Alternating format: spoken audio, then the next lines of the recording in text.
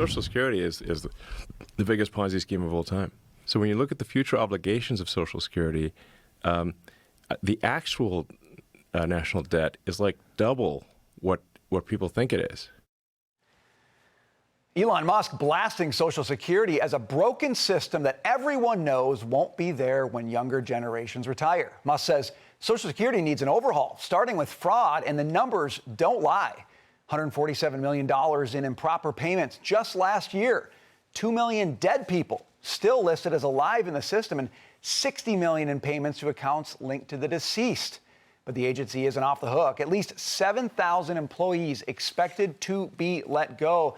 Taylor, Elon Musk sounds a lot like you last week talking about Social Security and the Ponzi scheme. Do you care to elaborate? I know. Well, last week I forgot the company that I was so excited to be in that I was a little nervous to say it out loud. I was like, you guys, I think I'm going to say something controversial. Social Security feels like a Ponzi scheme. And you all looked at me and you were like, that's not controversial. That's normal. Everyone thinks it's a Ponzi scheme. So I'm just glad that I'm in friendly fire, I should say, friendly company here. Look, it is, right? We know the definition from Bernie Madoff of most recent memory of a good Ponzi scheme is when the incoming money stops, the outgoing money runs out. That is effectively Social Security. If you don't have incoming money, you run out. It is not self-supporting via returns, which I would argue it should have been. I have a brilliant idea. Let's kill all of the gender studies in kindergarten. Let's do financial management instead. And then we can opt out if we choose. And I will manage my own money myself because, Jackie, as you and I have discussed, we are better stewards of our money than the government is. Let me opt out. I will pay my own way. Absolutely. I agree with you 100% on that. And when I think about Social Security, we know it's a Ponzi scheme. We know the younger paying for the older have already paid in. This was their money that they put in. They deserve to get it. This is the time that they need it. To a certain degree, I think America has accepted that it was a bad experiment with Social Security and it's gone on and on like this. And so now we have to just kind of perpetuate it. Fine. We'll continue to do that for now. But having said that, the list of waste and fraud is completely unacceptable. 147 million in improper payments to 3,800 beneficiaries that didn't really deserve it. Where are the ones with the death? Let's see, the 2 million deceased individuals, they failed to update their records. And it goes on and on like this. There was a great piece in the Post that was talking about Medicaid, too, and how much fraud and waste that there is in Medicaid. Why is it in this country that impoverished people, according to that article, the numbers have gone down 10 million, but for some reason, in the same time period, 20 more million people were tapping into Medicaid because people aren't monitoring it. The states aren't monitoring it properly, and everyone is receiving benefits that they're not supposed to be. At a certain point, even though these systems are not perfect and we accept that, we do need to clean them up. And that is why I think there's so much support for Elon Musk and Do. Yeah, you got the fraud cleanup for sure. Okay, but Charles, these guys want to opt out. They want to manage their own money. I think a lot of people want to do that. Some people say, well, you could keep the system, but you could move out the retirement age, or you could make the tax, you can pay taxes on a higher set of income. Okay, all these things could help. The problem is anybody talks about any of this stuff and they get branded as a Social Security killer. Is there any hope that a guy like Elon Musk could break that trend? Well, Elon Musk could, but can an elected official Can anyone in the White House do it? There's got to be someone who's not looking to be reelected for sure. It is a third rail of American politics, no matter how logically you talk about it. And yes, it was a scam from day one.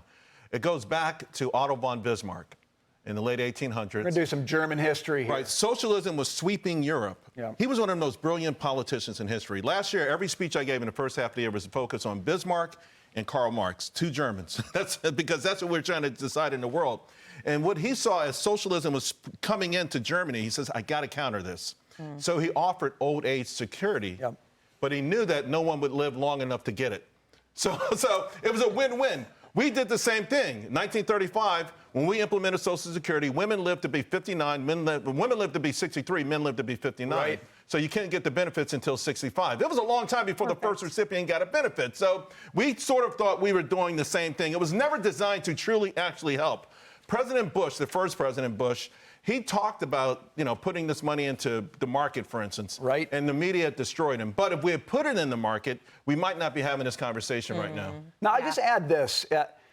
If you go back to the inception of the program, though, we were in a very different America. In other words, if people were having kids the way they had kids back then, this system would not be in the peril that it's in. It wouldn't be in the peril that you it's in. can't predict the lifespans, but I'm just saying that when we started this thing, it was a very different cultural moment. Lydia, I think that's part of the bigger issue here is we are in a very different world than the world where Social Security was created.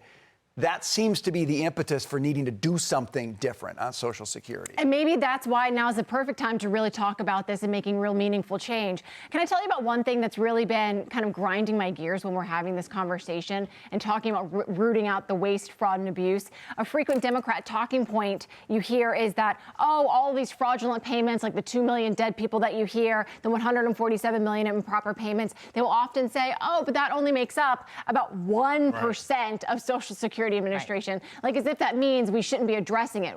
Why are we making excuses for any type of waste, fraud, or abuse? We have like $36 trillion in debt. Isn't chipping down on that even a little bit just something noble and a worthwhile cause? And the other thing that I would point to is that this really has, I think, a public relations issue around it. Like to your point about any elected official that tries to go about fixing this problem is labeled as someone who's going to take away Social Security for everybody.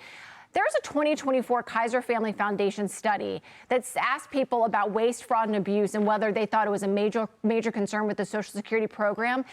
54% of people said yes, it is. That's more than half. That is actually much higher than what I was expecting to get back based on how we label politicians as like trying to, go about and fixing this problem. I think there's a real opportunity at this moment where there's an inflection point and we're trying to get our housekeeping back in order. That's a good point. I agree. And I would also say that young people, by and large, think they're not going to get any of this money. Correct. They really think Social Security is not going to be there for them. And when you assume the thing is broken beyond repair for you, that's when you might open up to something a little bit more radical. Because in addition to the fertility crisis, there's also the AI revolution, the robots taking jobs. I mean, we've got this issue, like if you are looking for future workers to somehow take care of people, older folks over the next 20, 30, 40 years, the math just doesn't add up. It just does not add up. And, making a retirement maybe 5 years down the line, younger people may accept that, but even then, we still have some issues because we've sort of overpromised what the payouts would be. Yeah. If we don't put it in an investment, and maybe, listen, President Trump, is very open-minded, talking about the crypto reserve. We've got to put this money into an investment that historically, over long periods of time, returns enough money to keep the promise. It hasn't been in that. Everything else is a gimmick. Yeah. I sometimes call Charles the Iron Chancellor because he rules with an iron fist. Only place on TV you're going to hear about that.